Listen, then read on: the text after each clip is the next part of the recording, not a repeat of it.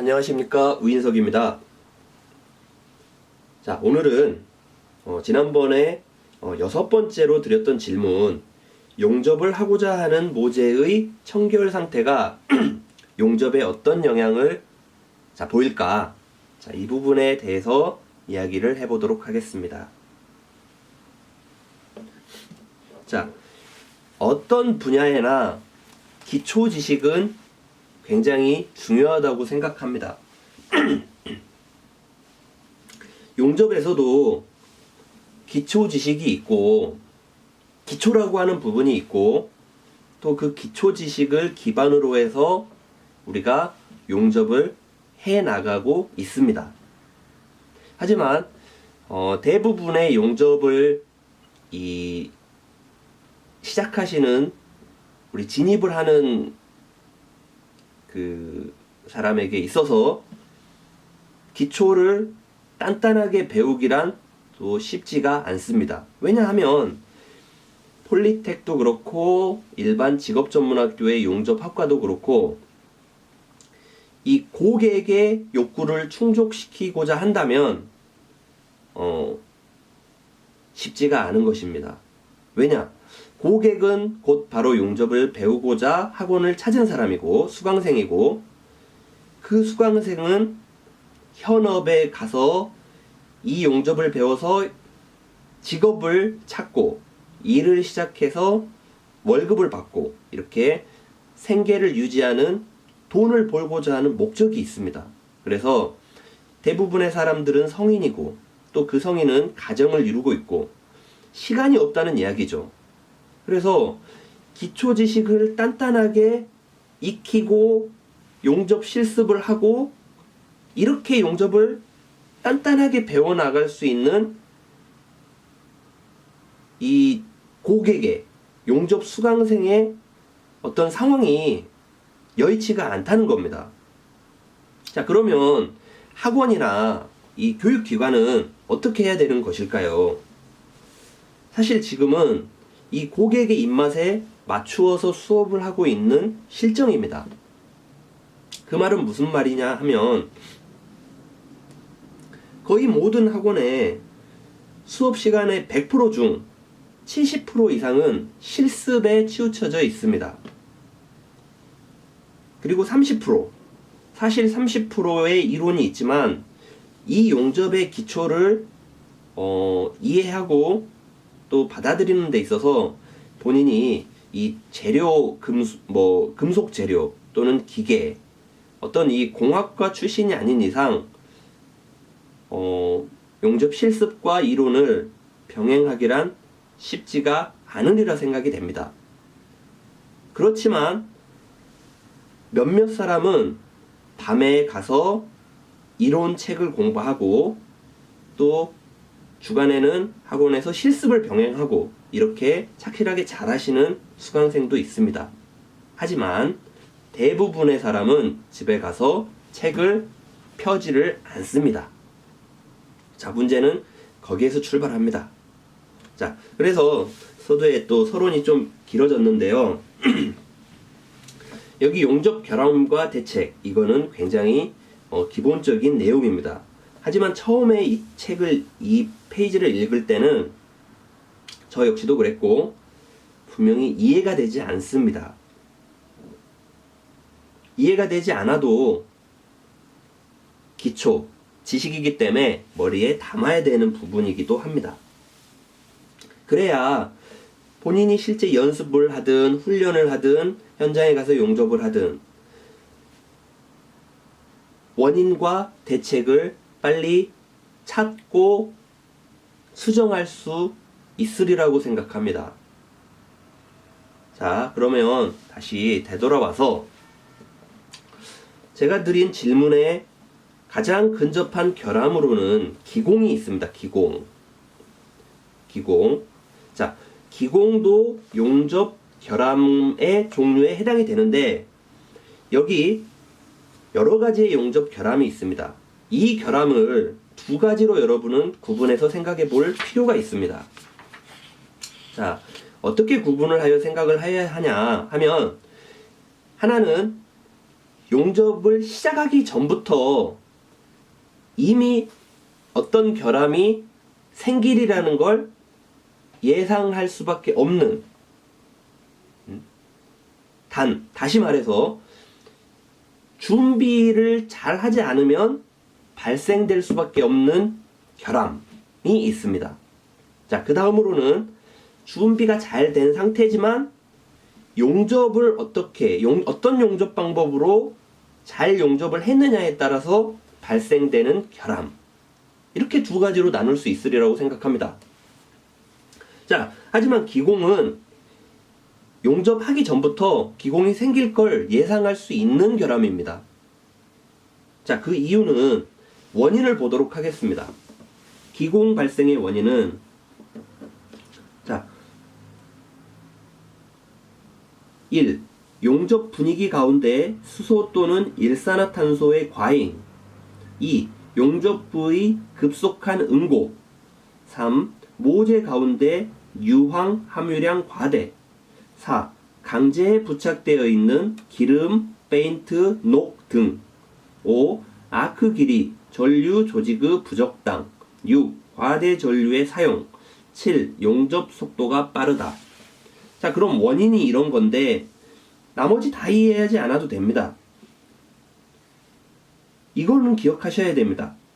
강제, 쉽게 이야기해서 모재, 용접할 부분에 부착되어 있는 기름, 페인트, 녹. 자, 요런 부분 때문에 기공이 발생한다는 겁니다. 그러면 방지 대책에 단 한 줄로 표시가 되어 있습니다. 이음의 표면을 깨끗이 한다. 자, 이음의 표면을 깨끗이 한다. 맨 처음에 저는 이걸 이해를 잘 못했죠. 페인트가 칠해져 있지만 걸레로 갖다가 딱 깨끗이 닦아서 윤기가 나면 깨끗한 건 줄 알았어요. 근데 그게 아니었어요.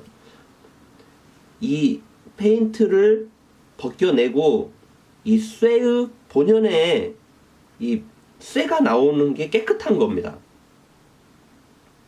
자, 이미 제가 드렸던 질문에 대한 어떤 저의 생각은 이 표현이 되었습니다. 모재의 청결 상태에 따라서 기공 발생의 원인이 된다. 자, 이렇게 이야기를 드렸고요. 자, 지난번에 제가 초보가 초보로 보일 수밖에 없는 이유 이야기를 했었죠. 그건 뭐냐면 문제를 만들고 해결하기 때문에 그렇습니다. 경험자는 문제를 만들지 않고 잘 갑니다. 그건 뭐냐면 이 부분을 알기 때문에 그렇습니다. 내가 이거를 제거를 하지 않으면 이렇게 될 것인데, 이렇게 됐을 때 나는 이렇게 할 텐데, 그렇게 해서 나는 이 정도의 품질을 만들 텐데, 근데 지금 내가 지금 이 용접을 하고자 하는 상황이 기밀, 수밀 또는 압력을 받고 있는 어떤 탱크, 요런 부분에 하는 용접인지, 아니면 아주 큰 하중을 받는 크레인, 이 호이스트, 요런 데에 내가 용접을 하고 있는 건지, 아니면 아주 경량물, 그냥 이 책상, 침대, 소위 한 50kg 정도의 하중을 받는 의자 80kg, 이런 경량물을 용접을 하는지, 그때 포인트에 따라서 어느 정도의 품질이면 적당할 것인지에 대한 본인의 어떤 생각을 가지고 하는 것입니다. 경험자는, 자, 이렇게 한번 생각해 보시죠. 저는 100만원짜리든 10,000원짜리든 200,000원짜리든 용접 포인트 하나에 내가 이 한 포인트 용접해 주는데 누군가는 저한테 이 수고비로 지불을 합니다. 근데 어떤 용접은 돈을 많이 주고 어떤 용접은 돈을 조금 줍니다. 그러면 쉽게 이야기해서 저한테 100만원을 주면 나름 100만원이 아깝지 않게 용접을 잘 해줘야 되지 않겠습니까? 그리고 또 단가가 너무 싸서 10,000원으로 책정이 돼서 조금밖에 못 벌면 또 품질이 또 그만큼 또 낮아지지 않겠습니까? 제가 현장에 가서 느낀 거는 그거였습니다. 근데 저는 초보 때는 어땠냐면, 단가가 제가 어떻게 합니까? 우리 사장님이 너 이거 떼워 하면 떼우는 거지, 이거 용접해 하면 하는 겁니다. 이거 한 포인트에 우리 사장님이 얼마를 버는지 저는 잘 모릅니다. 그냥 마냥 이쁘게 용접하고 싶고 시간이 걸려도 잘 하고 싶었습니다. 그래서 배운 대로 그라인더도 하고 사상도 하고 갈고 막 닦고 해서 전류도 잘 조정하고 싶고, 텅스텐도 이쁘게 갈아서 하고 싶고, 자세도 이왕이면은 편한 자세로, 용접을 잘할 수 있는 자세로 놓고 하고 싶었습니다. 하지만 우리 선배, 저한테 작업 지시를 하는 선배 작업자는 그렇지 않습니다. 이미 초보 단계를 넘어섰기 때문에 그냥 그 포인트마다의 어느 정도 품질이면 되는지에 대한 그 어떤 본인의 생각을 가지고 있고, 또 그 정도 품질이 나올 만한 조건을 알고 있었던 겁니다.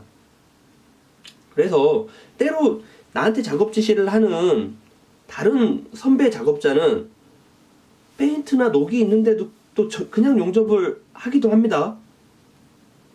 이거를 틀렸다 맞았다로 이야기를 할 수는 없다고 저는 생각합니다. 자, 그렇지만 이미 처음 배우고 있는 처음 진입한 용접 초보에게는 먼저 정석, 이 책에 표시되어 있는 또는 교육기관에서 배운 대로 정석을 바탕으로 경험을 쌓고, 이 경험이 축적이 된 다음에는 선배 작업자가 하는 그런 상황에 직면하게 됐을 때 또 그에 맞는 경험을 쌓게 될 것입니다. 그러면 그때 생각이 싹이 트겠죠. 이런 퀄리티의 비드를 낼 때는 가는 게 더 좋겠구나, 청결 상태에 굉장히 신경을 쓰는 게 더 좋겠구나. 하지만 이 정도 퀄리티도 괜찮을 정도면 적당히 조금 있어도, 조금 청결하지 못하더라도 해도 되겠구나 하는 본인의 생각이 싹이 트리라고 봅니다. 자, 일단 이 결함의 종류에 대해서 인터넷에 검색을 하면 굉장히 많이 나옵니다. 자, 이 한국산업인력관리공단에서 발행한 이 책에 있는 내용과 제가 웰딩몰이라고 하는 블로그에서 여기 찾아서 인쇄해 본 이 자료가 매우 흡사합니다. 자, 끝으로 이 용접 결함에 대한 이름 한 번 더 제가 읽어보고 다음 질문을 드리고 제 이야기를 마치도록 하겠습니다. 자, 결함의 종류에는 용입 불량, 언더컷, 오버랩, 선상 조직, 균열, 기공, 슬래그 섞임, 피트, 스패터 등이 있습니다. 그 외에도 결함의 종류가 더 있습니다. 자, 이렇게 청결 상태는 기공이라고 하는 문제를 만들고, 또 그 기공이 발생됨에 따라서 2차, 3차적인 결함으로 이어질 수 있기 때문에 모재의 청결 상태는 굉장히 중요합니다. 자, 웰딩 몰이라고 하는 곳에서 나와 있는 기공에 대한 자료를 읽고 제 어떤 이야기는 마쳐보도록 하겠습니다. 자, 기공 포로시티 또는 블로우홀이라고 되어 있습니다. 기공.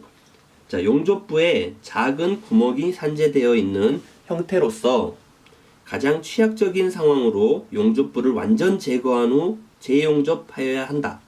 자, 발생 원인은 가스의 유량이 부족하거나 가스에 불순물이 혼입되어 있다. 또 노즐에 스패터가 많이 부착되어 가스의 흐름을 방해한다. 와이어가 흡습되었거나 오염되어 있다. 자, 강풍 2m/s로 쉴딩, 자, 가스의 보호 효과가 충분하지 못하다. 그 길이가 너무 길다. 용접부의 급냉, 가스가 부상하기 전에 냉각되어 기공 형성. 모재에 습기, 녹, 페인트, 기름 등 오염물이 있다. 자, 가용접 분량 및 용접봉 선정이 잘못되어 있다. 자, 이 정도의 발생 원인이 나와 있고, 방지 대책으로는 적당한 용접 조건을 설정한다. 노즐을 수시로 체크하여 스패터를 제거한다. 모재 및 와이어에 부착된 불순물을 사전 점검하여 제거한다. D. 전극 와이어는 완전히 건조한 후 사용한다. 바람이 2m/s 이상이면 방풍벽을 설치한 후 사용한다. 가접은 기량이 뛰어난 사람이 행하되 후 처리를 정확히 한다. 용접봉 선정을 정확히 한다. 모재에 습기, 녹, 페인트, 기름 등 오염물질을 제거하여 청결하게 한다. 자, 이 정도의 방지 대책이 나와 있습니다. 자, 그래서 이 용접 결함의 종류와 원인, 방지 대책에 대해서 인터넷을 통해서 한 번 더 꼼꼼히 기초 지식을 쌓기를 바라겠습니다. 자, 다음 질문을 드려보도록 하겠습니다. 7번째. 전기 용접 위보기 자세 시 용접을 잘하기 위해 꼭 알아야 하는 이론 및 경험 지식은 무엇이 있을까요? 이 부분에 대해 이야기하도록 하겠습니다.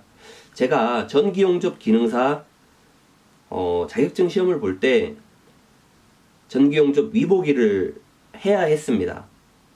처음 저도 제 스스로 전기 용접 위보기를 연습하는데 기초 지식이 없는 상태에서 연습을 했기 때문에 정말 얼마나 많은 용접봉을 제가 녹이며 연습을 했는지 모르겠습니다. 하지만 연습을 계속 하는 중에도 저는 위보기가 되지 않았습니다. 하지만 어느 순간 제 나름대로의 경험도 쌓였지만 인터넷에 어떤 정보를 제가 보게 되었습니다. 그때 위보기가 되기 시작했고 깨달음이 있었습니다. 자, 전기 용접 위보기 자세 시 용접을 잘하기 위해 꼭 알아야 하는 이론 및 경험 지식은 무엇이 있을까요? 자, 혹시 경험과 지식이 있으신 분은 댓글로 또 공유나 이렇게 이야기해 주시면 감사하겠습니다. 이상으로 이야기를 마치도록 하겠습니다. 감사합니다.